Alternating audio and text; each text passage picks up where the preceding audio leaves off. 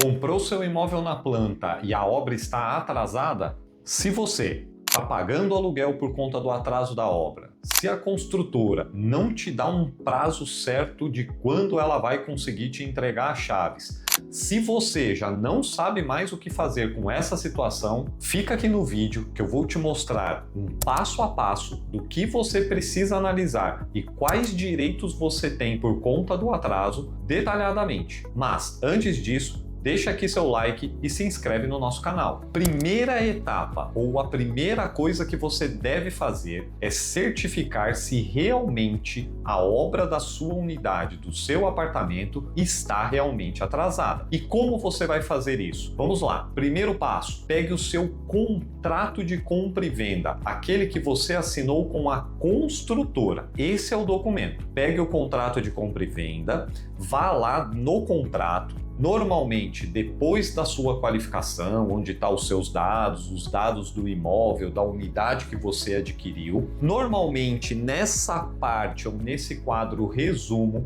nós temos a data da previsão de entrega da sua unidade, tá? Então, pega o contrato, busca no contrato prazo de entrega da sua unidade. Esse é o prazo definitivo que você vai analisar? Não, esse é o primeiro passo. Olhar o prazo. Normalmente nos contratos tem uma cláusula que permite o atraso de até 180 dias além do prazo previsto no contrato. Então, o que você deve fazer para saber se efetivamente você já pode tomar alguma medida com relação ao atraso da sua unidade? Pega a data prevista no contrato e soma esta data mais 180 dias. Por que isso? Porque a grande maioria dos contratos de compra e venda de unidade a ser construída constam essa cláusula de 180 dias de atraso e a Justiça já considera esta cláusula como um prazo, como uma extensão para o prazo de entrega, ok? Então, se a data da entrega mais os 180 dias já tiver sido ultrapassado, nós temos que o teu contrato de fato está em atraso. A entrega da sua obra de fato está em atraso. E aqui só uma observação com relação a esse ponto. É provável que você tenha assinado também o contrato de financiamento. Entre a data que você assinou o contrato de compra até a data da entrega, normalmente se assina o contrato de financiamento. E é comum nós notarmos que no contrato de financiamento acaba vindo uma nova data de entrega da sua unidade. Não considere essa data, ok? A data legal para que a gente possa avaliar se a obra está ou não atrasada é a data prevista no seu contrato de compra e venda e não no contrato de financiamento. Muito bem, se você já conseguiu identificar que a sua obra está atrasada, surge para você dois caminhos. Você pode optar ou por rescindir o seu contrato de compra e pedir a devolução integral dos valores, ou você pode optar por continuar com a sua unidade e pedir a aplicação das penalidades que estão no contrato. E agora nós vamos falar individualmente de cada uma dessas duas opções. Muito bem, você identificou que a sua obra está atrasada e você quer rescindir os contratos de compra e venda que você celebrou com a construtora. Quais direitos você tem neste caso? Então vamos lá. A obra atrasou, não tenho mais interesse em continuar com a unidade. O que eu posso pedir? Você pode pedir a restituição, a devolução de todo o valor que você efetuou de pagamento até o momento. E isso inclui o quê? Todos os valores que eu efetivamente tiver pago para a construtora. Isso inclui o valor que eu paguei a título de comissão imobiliária, inclusive todo e qualquer valor que eu tiver pago a título de financiamento, que nesta fase pode ser chamada também de taxa de evolução de obra. Então, se eu quero rescindir o contrato, eu tenho direito à restituição integral do que eu paguei para a construtora, dos valores que foi pagos a título de comissão imobiliária e também o que eu paguei a título de taxa de evolução de obra / financiamento. Só um destaque que eu gosto de fazer, porque quem tem a obrigação de devolver a comissão imobiliária para o comprador é a construtora e não os corretores, ok? Mas a construtora tem sim que te fazer a devolução integral desses valores.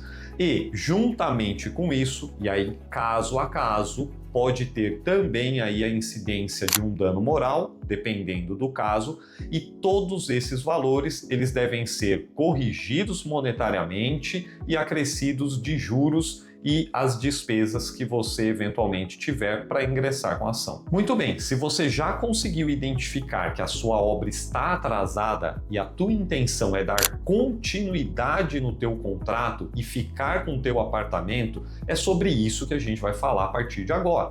Então, identifiquei que a minha obra está atrasada. O que é que eu posso pedir da construtora? Você pode exigir basicamente 2 pontos aqui que nós trataremos. O primeiro ponto é a multa contratual. Então, se você buscar lá no seu contrato, na grande maioria deles, tem a previsão de que a construtora vai te pagar, se a obra atrasar, um percentual por mês daquilo que você já pagou. Em regra, esse percentual é de 1% ao mês. A grande questão é como é que eu apuro quanto efetivamente eu já paguei para a construtora. Então eu vou pegar todos os valores que efetivamente eu paguei diretamente para a construtora e, em linhas gerais, parte do valor que eu já financiei. Se você já deu entrada no financiamento, a construtora foi liberando, ou melhor, o banco foi liberando gradativamente para a construtora os valores que você financiou, tá? Então, normalmente, para fazer um cálculo rápido, a gente pega valor financiado mais o que você pagou para a construtora e ali, sobre esses 2 valores, você vai calcular 1% ao mês. Esse é o valor de indenização, que a gente chama de multa indenizatória, tá? E, atrelado a isso, dependendo do tempo de atraso, pode também caracterizar aí um dano moral. Então, se você tem interesse em continuar com a sua unidade, continuar com o seu apartamento depois do atraso, a gente pode pedir a multa que acabamos de falar, mais eventualmente uma indenização por dano moral. Uma dúvida que muita gente traz é: a obra atrasou, posso pedir a aplicação da multa, que acabamos de falar, de 1%, mais cobrar da construtora as despesas que eu estou tendo com o aluguel? Até porque a construtora tinha que me entregar num determinado prazo, não entregou e por conta disso eu precisei alugar um imóvel e estou pagando a locação. Não. A justiça entende que não pode haver essa dupla cobrança. Então, a função da multa, que é 1% ao mês, ela já serve para que você suporte eventuais custos ou despesas com aluguel. Essa é a finalidade. Então, eu não posso pedir a multa mais o aluguel, tá? Eu posso pedir um ou outro. Mas o que é que a justiça tem entendido? Se o valor da multa não for suficiente para cobrir as tuas despesas com o aluguel, a partir daí sim, o que exceder, o que eu precisar a mais, eu posso pedir judicialmente. Se você ficou com alguma dúvida sobre esses pontos que trouxemos, pode deixar o comentário aqui abaixo ou até mesmo entrar em contato com a gente para que a gente possa esclarecer. Se você está passando por uma situação como essa, não sabe mais o que fazer e busca uma orientação mais profissional, pode chamar também aqui o nosso time através de todos os canais que a gente deixa disponível para vocês.